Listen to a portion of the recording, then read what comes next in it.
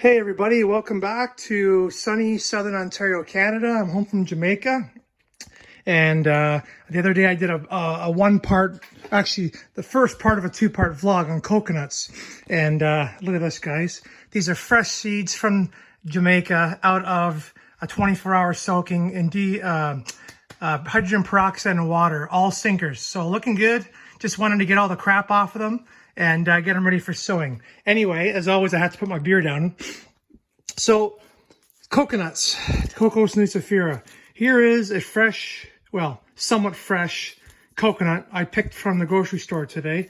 These guys, this company, they are out of, oops, as you can see, Dominican Republic, okay?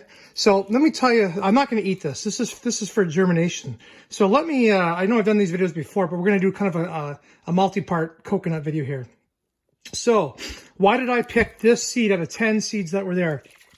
It's full of water. Let me show you here. Just going to put this down facing the seeds. Okay. So I'm going to rip the plastic off. Okay. Why did I pick this coconut to be my one to come home with? Well, every coconut has three eyes. Out of the three eyes, one of them is going to be where the embryo comes out and the baby coconut will grow from if the seed is viable. So a lot of times you'll see eyes look like this one and this one on all three.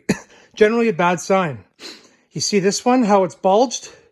This is a sign that the embryo is either growing, is growing, wants to grow and wants to become a coconut, or it did grow for a while and died in the store because it was too cold. Now there's two things we can do, and I've done this before, okay? So we're going to show you here. We're going to go into the palm room.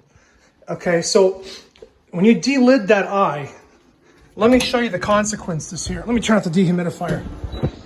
There's sometimes consequences to delidding. So you have to get like a little knife or a little screwdriver or something to pop that off to expose the embryo, okay?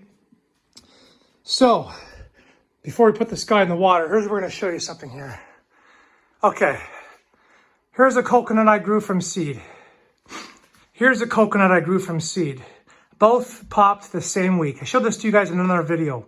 So why is this guy so screwed up looking and this guy so big? Well, I got impatient, delidded this one with a screwdriver, and it nicked the embryo ever so slightly. That nick caused this coconut to grow all funky. Look at that. That should have been this. Oops, right here. See that? This one has 3 fronds. This one has 1, 2, 3 fronds. Both the same age. It's growing. The roots are growing. It's looking fine. But it's a very strange one. All because I nicked the embryo when I was delidding it. So, just a quick review on how I germinate these guys. If you put them on the heat mat, sometimes the heat mat can be a little aggressive. It can warm up one spot in this thing, and it actually will like almost not boil, but get the water inside way too hot. And I've seen the embryos actually shoot the lid off, and the water sprays out of the coconut like it's under pressure. We don't want to do that. What we want is nice, gentle warmth. So here's the setup, guys. I've showed it to you before in another video. Just a quick review. Bucket of water, aquarium heater, coconut. In you go. Temperature between 90 and 93. And it's going to stay there until either the coconut dies, like if it delids and the embryo croaks, or if it grows. So that's a good, we'll do a review on this and we'll see how long it takes. Okay, so coconuts, right? So we talked in the video the other day that the coconuts that we see, well, they don't typically bear fruit up north as much. These sometimes will thrive, but they don't bear fruit if they're not happy. So what do they need? Well, they need humidity, they need heat, and they need sunshine and air movement as well. They need breezes. All these plants need some air movement. It's good for them. So my palm room now is only 77 degrees, around 37% humidity. There's a reason why. This palm room was shut off for a week when I was in Jamaica. This room was 64 degrees Celsius, which is, I don't know, 16 Celsius. I had the door open, all the heat was off, all the lights were off. So this room is taking time because the room is so cold to slowly warm it back up. But the point I was going to make is that we talk about all these factors that coconuts need to survive.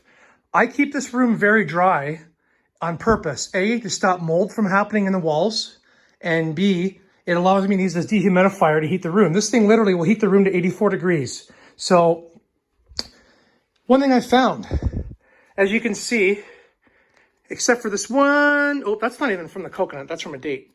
This coconut barely has any brown tippage at all. And neither does this one. So how important is the humidity levels? Well, I'm thinking not as important as the other factors of air movement, heat, and sunlight. So because these things are doing perfectly fine in dry conditions. So don't be afraid. People, they say, oh, coconuts don't make good house plants. It's too dry, blah, blah, blah. Well, you know what? I have no problem in this room. I have, as you guys know, I have 21 different species of palms in this room. And I have probably 300 to 400 palms in total. And I have not lost any palms to dry conditions. If I lose a palm, it's usually from overwatering. So look, even the bottle palm. Very slight brown tipping, otherwise it looks beautiful. So I'm not worried about humidity. Humidity actually is way worse for the house than anything else. We don't want that. So keep the room nice and warm and give these guys some light. And these coconuts grow just fine. The only thing I'm gonna do this spring is this coconut takes up this whole pot. There's not much room for the roots to grow. That's a good thing. Coconuts can root rot indoors if they're not in really, really hot soil. Like in the tropics, that sandy soil, beach sand is hot. It's hot all the time. It's warm at night. It's hot during the day. So these things will rot if the soil's too cool. So the less amount of soil in there, the better. You just let the roots fill the pot, burst the pot open, perfect. And then we'll move them to a little bit bigger of a pot. Because I did kill my very first store-bought germinated coconut a year ago from root rot. And it was growing beautifully. So I'm not going to make that mistake again. So what kind of coconuts do we get from Dominican Republic if we're getting them from the store? Well, in cultivation in Dominican Republic for the use of making of raising coconuts to sell or for the market, there's either a hybrid or I think it's a dwarf variety. And they use a dwarf variety for harvesting coconuts because they're a lot lower to the ground. They're a lot easier to get the coconuts from. And they're also more disease and pest resistant. So and the hybrid version of that's even better. So that's why they use those. They resist lethal yellowing, they resist bugs. They do pretty well and they produce good fruit. So these coconuts right here, my guess would be, is going to be somewhere around a dwarf or maybe one of these hybrids. We'll see. I'm not 100% sure. I know this from my reading. So this is part 2 of the coconut vlog. We saw the big ones the other day in Jamaica. And so now I'm showing you that you can do this process, find one that's got a bulge to it if you can, put it in nice warm water. It's going to go in there for a couple weeks, depending on when it pops.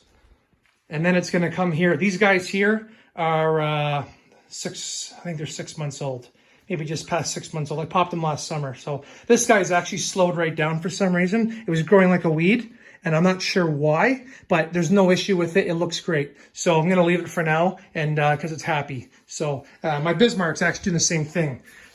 The spear hasn't moved at all, but everything looks beautiful. It did that to me last summer too, so I'm not too worried about it. Anyway, and oh yeah, don't be afraid to fertilize these guys with a little bit of salt. Simulate that ocean breeze. They supposedly love it. So anyway, guys, welcome back to the channel back here in Ontario. Hopefully spring gets moving here soon. It is a beautiful day outside, and soon we're going to have some nice sunshine coming in the window to help heat this room up. And oh yeah, last secret. If you want to use a dehumidifier to heat your room, the longer it runs, the more it's going to heat the room up. You turn a humidifier on. It's a warmness humidifier. Turn it on near the dehumidifier, and it's going to simulate humidity, and it's going to keep this guy running longer to heat the room up. Just a little pro tip. Okay, guys, enjoy your day, and happy palm growing.